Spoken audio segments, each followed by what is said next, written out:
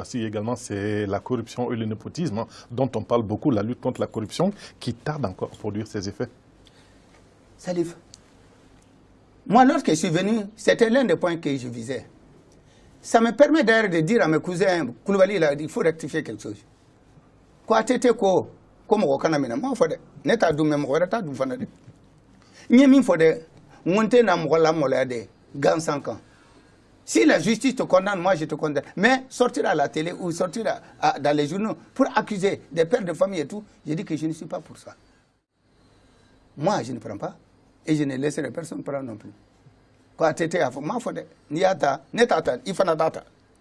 Donc, il faut que quand l'État fait père de famille, la molère. Non, ni père de famille, donc il va falloir qu'il réfléchisse. Parce que certains Koulibaly continuent à raconter, même l'autre jour, j'écoutais la radio, quand tu étais à fond, donc Salif, cela est extrêmement important. Pour lutter contre ça, lorsque je suis venu aux affaires, j'ai mis en place le vérificateur général. Le vérificateur général, lorsque nous avons quitté, il y avait 2 pays en Afrique qui allaient dans ce sens. Nous sommes partis en Éthiopie pour leur demander ce qu'ils faisaient. Nous sommes partis au Rwanda pour leur demander ce qu'ils faisaient. Et le Canada, parce que le vérificateur général est un concept canadien, qu'on dit nous vous accompagnons et on vous aide à tout pour mettre tout ça en place. On avait bien commencé. Il y a eu quelques petits dérapages. Mais je me suis dit qu'il fallait un peu de temps et de maturité pour qu'on maîtrise mieux.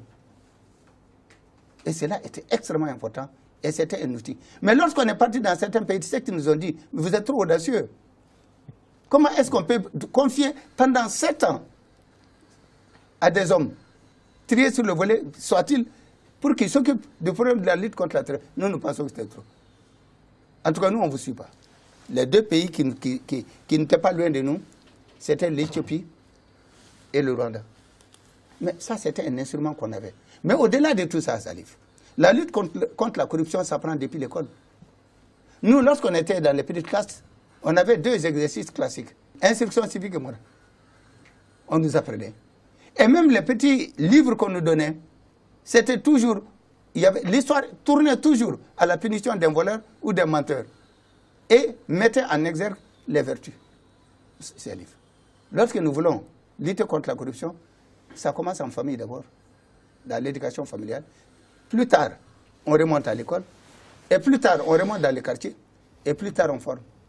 Mais aujourd'hui, tout le monde veut réussir tout de suite. Et qu'est-ce qu'il faut faire?